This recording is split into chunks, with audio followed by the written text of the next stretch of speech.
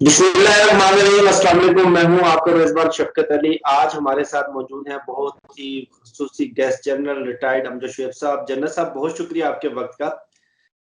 Sir, सबसे पहले ये बताइएगा कि नवाज शरीफ ने गुजरांवाला जलसे में जो एक सियासी खुदकश हमला किया था, उसके आफ्टर शॉक्स आने लगे। कल बिलावल भुट्टो ने भी उनके बयान से ला ताल्लुकी का इजहार कर दिया। आज उनकी बेटी मरियम नवाज ने भी कह दिया कि अब्बू जान कहते हैं कि ये बड़ों की लड़ाई है, बच्चे इस लड़ाई से दूर हैं। सर, इसके क्या आप असरात देखते हैं? देखिए, बात यह है कि ये बड़ों की लड़ाई नहीं है, ये एक बयानिया है एक ऐसे आदमी का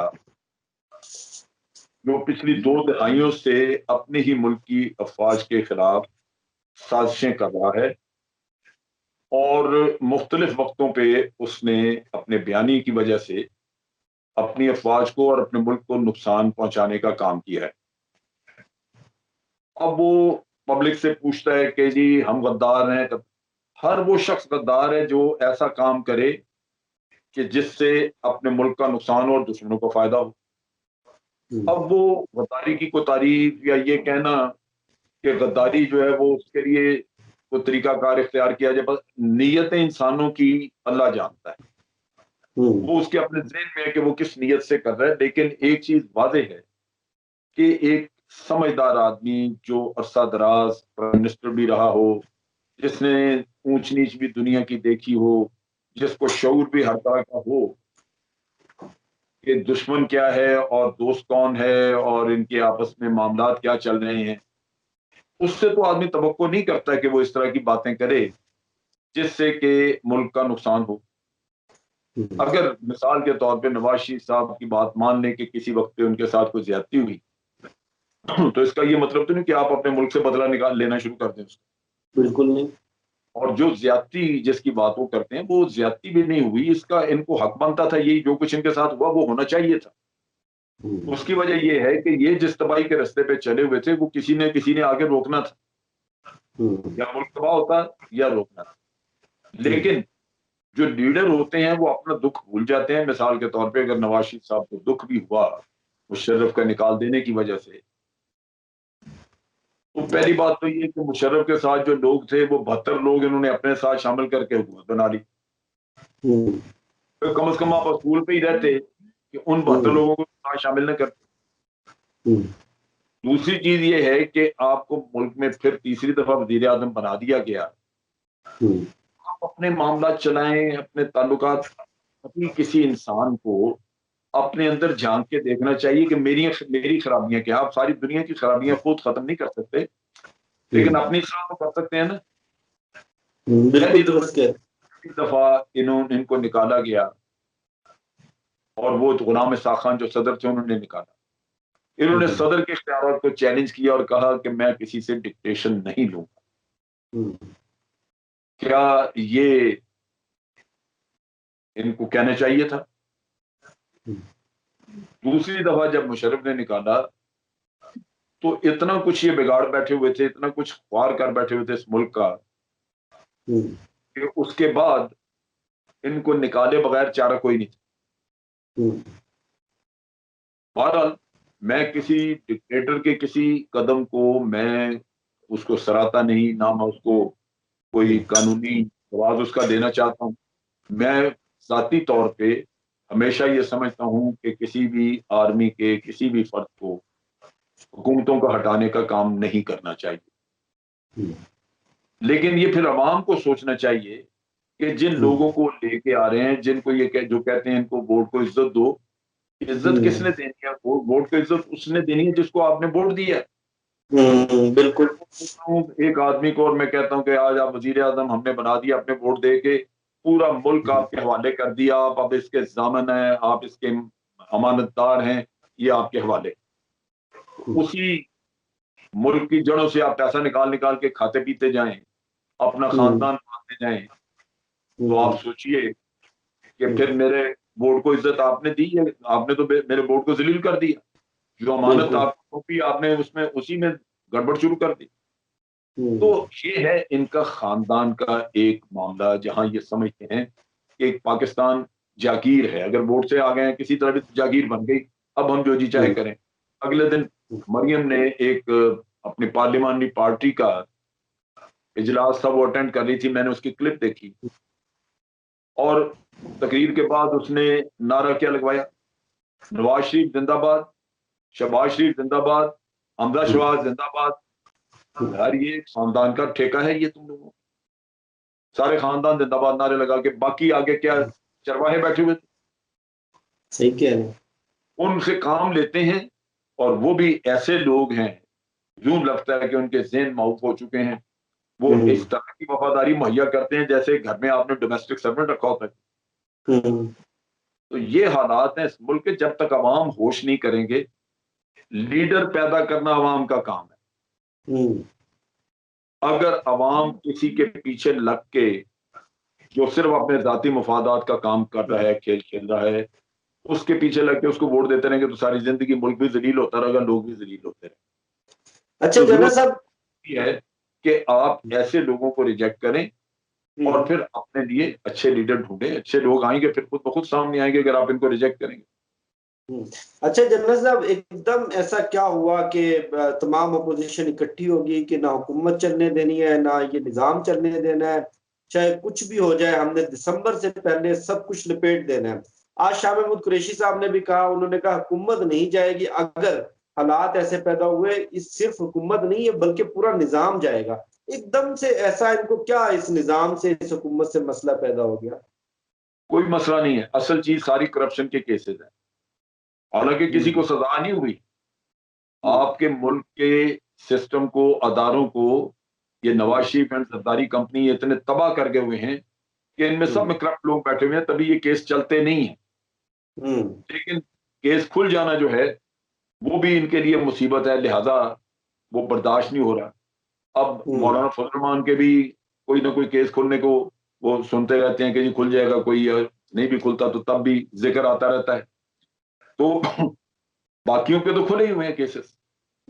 تو ان چیزوں کی وجہ سے پاکستان میں ہر چیز اب ان کو بری لگتی ہے جو کہ ان کی کرپشن کو چیلنج کرتے۔ اگر کرپشن کے اوپر آج عمران خان کرپشن کا راگ چھوڑ دے اور ان کے بلے بلے ہو جائیں، مزے کرتے رہیں، تو عمران خان بھی قبول ہو جائے گا۔ مولانا فضل الرحمان کے علاوہ باقی سب کو قبول ہوگا۔ فضل الرحمان کے ساتھ اس کی ذاتی دشمنی ہے، کیونکہ عمران خان جو ہے مولانا کو، ہم تو مولانا کہہ کے بلاتے ہیں، وہ اس کو ہمیشہ ڈیزل کہہ کے بلاتا تھا۔ تو یہ جو ڈیزل والا قصہ، اس کی وجہ سے ان کی ایک ذاتی مخاصمت ہے، تو وہ تو چلے گی۔ لیکن باقی حضرات سارے جو ہیں وہ کرپشن کا رونا رو رہے ہیں، ان کو دکھ وہی ہے کرپشن کا، اور کوئی مسئلہ نہیں کسی کا۔ یہ کہنا کہ عوام کا، یہ سب جھوٹ بولتے ہیں کہ مہنگائی مہنگائی مہنگائی، مہنگائی ہے، لیکن کیا میاں نواز شریف کے دور میں چینی 130 روپے کلو نہیں بکتی رہی؟ بالکل تھی۔ ان کے دور میں کیا آٹا ختم نہیں ہوا تھا کہ لوگ لائنیں لگا لگا کے یوٹیلیٹی سٹورز کے باہر کھڑے ہوتے تھے؟ میں نے یوٹیلیٹی سٹورز کے اوپر نعرے لگاتے لوگوں کو دیکھا ہے کہ شیر آٹا کھا گیا۔ تو یہ صرف اس کے لیے بے شرم ہونا ضروری ہے کہ آپ اپنی جو کرتوت اس سے زیادہ برے ہوتے ہیں ان کا نام نہ لیں اور دوسرے کے اوپر کیچڑ اچھالیں۔ بھائی مہنگائی ہے اور عوام کے لیے سوچنا اس حکومت کا کام ہے، تو آپ یہ تنقید تو کر سکتے ہیں کہ بھئی حکومت مہنگائی دور کیوں نہیں کر رہی، حکومت کوشش کرے، حکومت پکڑے، سزائیں دے ان لوگوں کو جو ذخیرہ اندوزی کر رہے ہیں۔ یہ مطالبہ میں بھی کر سکتا ہوں، لوگ بھی کر سکتے ہیں، ہر کوئی کرے اور کرنا چاہیے۔ لیکن یہ کہنا کہ بس اس حکومت سے جان چھوڑانی، اس کو گھر بھیجنا، اس کو گھر بھیجنا بھائی کس لیے؟ آپ فارمولہ دو کہ اگر یہ حکومت جاتی ہے تو تم مہنگائی کم کر دو، کوئی نہیں کر سکے۔ جب پاکستان بنا 1947 میں تو سونا 30 روپے تولہ تھا، پھر مہنگائی تھوڑی بہت بڑھتی رہی، لیکن ایک وقت آیا تو 150 روپے تولہ تھا۔ ہمارے بڑے جو ہیں وہ مثال دیا کرتے تھے کہ دیکھیں جی کتنی مہنگائی ہو گئی، کہاں 30، کہاں 170۔ لیکن اب دیکھ لینا، اب لاکھ سے اوپر چلا گیا۔ تو مہنگائی تو کبھی رکی نہیں۔ حکومتوں نے یہ کرنا ہوتا ہے کہ جب مہنگائی بہت بڑھتی ہے تو اپنے لوگوں کے آمدن بڑھانا شروع کر دیتے ہیں۔ بالکل۔ اس میں مزدور کی مزدوری بڑھ جائے گی، اور تاکہ وہ اس کی قوت خرید اتنی رہے. اگر نہیں کر سکتے تو وہ چیزوں کو سستا کرنے کے لیے اپنی حکومت اپنی پاکٹ سے پیسہ لگا دیتی ہے. مثال کے طور پہ اگر حکومت نے 2,000 روپے من گندم خریدی ہے تو عام آدمی کو سستی دینے کے لیے وہ 500 روپیہ من کا اپنے پاس سے ڈال دیتے ہیں، آپ کو 1,500 روپے من ملتی ہے. لیکن یہ کام وہ ملک کرتے ہیں جو اپنی آمدن پہ زندہ ہے. جو قرضوں میں ڈوبے ہوئے ملک ہیں وہ یہ کام نہیں کر سکتے. اس وقت ان سے پوچھنا چاہیے تھا، گربان پکڑنے چاہیے تھے ساکھدار کے اور اس کے کہ جناب آپ قرضہ لیتے جا رہے ہیں، اتارے گا کون؟ ہمیں قرضہ اتارنا تو اتارنے کے لیے اور قرضہ لینا پڑ رہا ہے. تو مہنگائی تو کیونکہ حکومت میں پلے تو ہے ہی نہیں کہ وہ کسی کو، اوپر سے کرونا آ گیا. اب کرونا پچھلے سال اور پوری دنیا کرونا کی وجہ سے مہنگائی کا بھی شکار اور آمدن کا کوئی ذریعہ. یہ آپ کی اپوزیشن کبھی یہ بات نہیں بتائے، کبھی نہیں. حکومت نے کرائسس بھی دیکھی ہے، کرونا آیا وہ پوری دنیا کا یہ مسئلہ بنا ہوا ہے اس وقت، لیکن یہ اپنے مفاد کے لیے یہ کر رہے ہیں. تو مجھے اندازہ ہے کہ اگر آج ان کو حکومت پکڑا دی جائے تو کرونا کی وجہ سے جو حالات بدلے ہیں یا IMF کے پاس جانے سے جو بدلے ہیں وہ یہ ٹھیک کر لیں گے. کیسے کر لیں گے؟ تو یہ ہمارے سیاستدانوں کا مسئلہ یہی ہے، جھوٹ بہت بولتے ہیں اور اپنے عوام کو دھوکہ دیتے ہیں. وہ بیچارے عوام سادہ لوگ جس کو کبھی سال بعد ایک دفعہ ہفتہ 10 دن آتے ہیں بریانی کھانے کے، وہ بیچارہ کھا لیتا ہے، کیا کرے. اس کو قیمے کے نان مل جاتے ہیں 8-10 دن میں، شکر اللہ کا ادا کرتا ہے کہ چلو یار جو کہتے ہیں کر لیتے ہیں. 8-10 دن 15 دن نان شان کھائیں گے، ہمارے بھی کوئی منہ کا ذائقہ تبدیل ہوگا. یہ وہ مصیبت ہے، یہ بیچارے عوام کا یہ مسئلہ ہے. باقی یہ مخلص نہیں ہے کسی کے ساتھ کہ انسان یہ کہے. قاہرہ صاحب کی ویڈیو کلپ نکالے، میں نے ایک سنی 2 دن پہلے جس میں وہ کہہ رہے ہیں کہ جی میاں صاحب پوچھتے پھرتے ہیں مجھے کیوں نکالا. میاں صاحب کو ہم بتانا چاہتے ہیں کہ کاماں پہ نہیں، تمہیں جھوٹ بولنے پہ نکالا. تو آج قاہرہ صاحب بھی ساتھ ہیں ان کے، میاں صاحب بڑے معتبر ہیں آج ان کے لیے. اسی طرح آپ میاں نواز شریف کی پرانی کلپس نکال کے دیکھ لیں، جو زرداری کے بارے میں وہ ہرزہ سرائی کرتے رہے. بالکل آج وہ زرداری صاحب کی بڑی عزت تکریم، یہ مطلب ایمان نہیں ہے کوئی.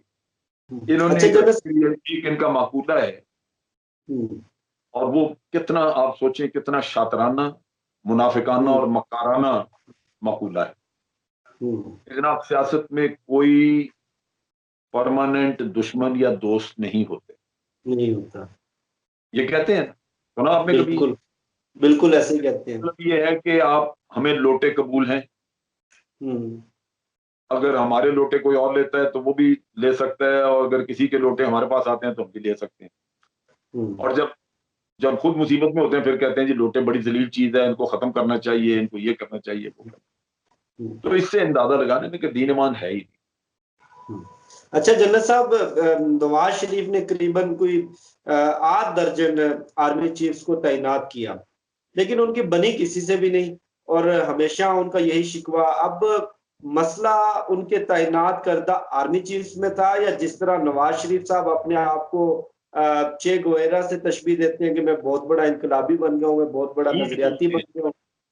جھوٹ بولتے ہیں شخصیت، صریحاً جھوٹ. اصل چیز کیا ہے؟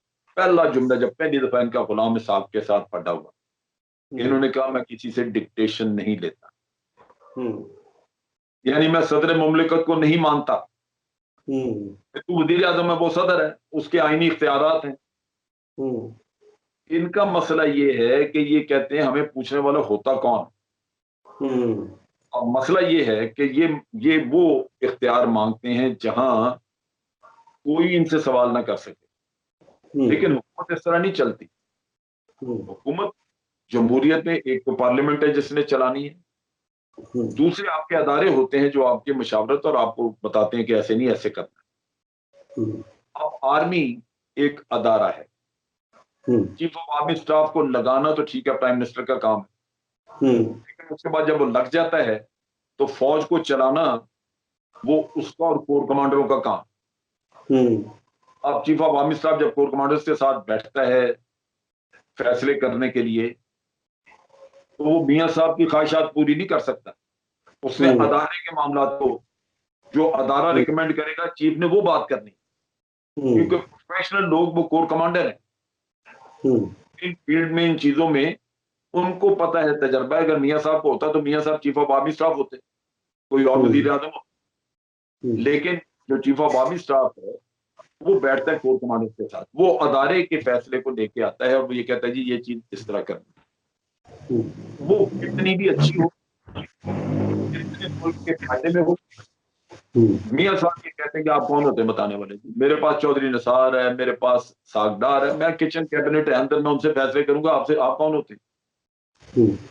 تو چیزیں اس طرح نہیں چلتی۔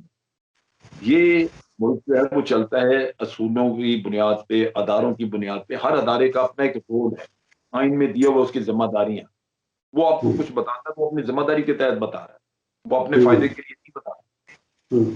تو یہ ان کو فرق نہیں پتا، یہ کاروباری لوگ ہیں، ان کو یہ پتا ہے کہ بس فیکٹری میں، ہماری فیکٹری تھی ادھر، ہم نے کسی کو کہا بھی یہ سیاہ ہے، انہوں نے کہا جی سیاہ ہے، ہم نے کہا سفید ہے، سفید ہے، یا مالک ہیں وہاں تو کہیں گے، لیکن پاکستان امانت ہے، یہ آپ کی ملکیت نہیں ہے، یہاں آپ اداروں کے تھرو چلنا، آپ ذاتی طور پہ خود بخود یہ کام نہیں کر سکتے۔ اچھا جنرل صاحب، حالات جس نہج پر اپوزیشن لے کر جانا چاہتی ہے، آخری سوال، جلاؤ گھراؤ توڑ پھوڑ اور حکومت کو بالکل نظام حکومت کو روک دینا، اور یہ بھی نظر آ رہا ہے کہ اگر اسی طرح سے اپوزیشن نے اپنا دباؤ بڑھائی رکھا تو مملکت کے نظام کو چلانا بہت مشکل ہو جائے گا۔ کچھ حلقوں میں مارشل لا کی باتیں بھی کی جا رہی ہیں، تو آپ آنے والے حالات کو کیسے دیکھ رہے ہیں؟ دیکھیں ماشاء اللہ وغیرہ تو کوئی نہیں، وہ نہیں لگتا، نہ آرمی کبھی لگائے گی، اور جو سول گورنمنٹ ہے اس کو مکمل سپورٹ دی جائے گی، آئینی گورنمنٹ ہے، اور اس گورنمنٹ کی ذمہ داری ہے کہ وہ سیاسی طور پہ ان کا مقابلہ کرے، اپوزیشن کا، ان کا بیانیہ ہے اگر غلط ہے تو اس بیانیے کو جھوٹا کرے، اس کو غلط کرے، سیاسی طور پہ ان کو کاؤنٹر کرے، اور اگر ان کے بیانیے میں جان ہے کہ جیسے وہ مہنگائی کی بات کرتے ہیں یا کوئی اور اس طرح کی، تو وہ عوام کے فائدے کے لیے اس کو دور کرے۔ یہ سارا کچھ اب پولیٹیکل گورنمنٹ نے کرنا ہے، لیکن ایک چیز واضح ہے کہ جس طرح کے حالات ہیں، جس طرح کے یہ چور چتر ہیں سارے ملے ہوئے، یہ کچھ حاصل نہیں کر سکیں۔ اور میاں نواز شریف نے ابھی جو تقریر کی اس نے ان کا سب کو مسئلہ دکھا دی، یہ سلیکٹڈ کہتے تھے، لانے والے کہتے تھے، یہاں تک بات چلتی رہتی تھی۔ جو کچھ میاں نواز شریف کہہ گیا ہے اس کے بعد پوری قوم غم و غصے میں۔ اس وقت آپ کی قوم کے زیادہ تر لوگ اس بات کو، اس کی آپ کہہ لیجئے کہ مذمت کر رہے ہیں کہ آج فوج کے بارے میں اس طرح کی باتیں میاں نواز شریف نے کی ہیں، جبکہ فوج قربانیاں دے رہی ہے اس ملک کے دفاع کے لیے، اور ایک آدمی نے صرف اپنے ذاتی مفادات کے لیے اس طرح کی بنیاد بولی۔ تو میاں نواز شریف آج تنقید کا نشانہ ہے۔ آپ دیکھیں گے کہ آئندہ آنے والے دنوں میں باقی پولیٹیکل لوگ جو ہیں وہ میاں نواز شریف کے بیانیے سے اپنے آپ کو دور کرتے جائیں، قوم کا مزاج دیکھتے۔ وہ صورتحال ہے جو آج آپ کے سامنے ہے، اور اس سے آپ اندازہ کر سکتے ہیں کہ اپوزیشن اس گورنمنٹ کے لیے کتنی مشکلات پیدا کر سکتی ہے۔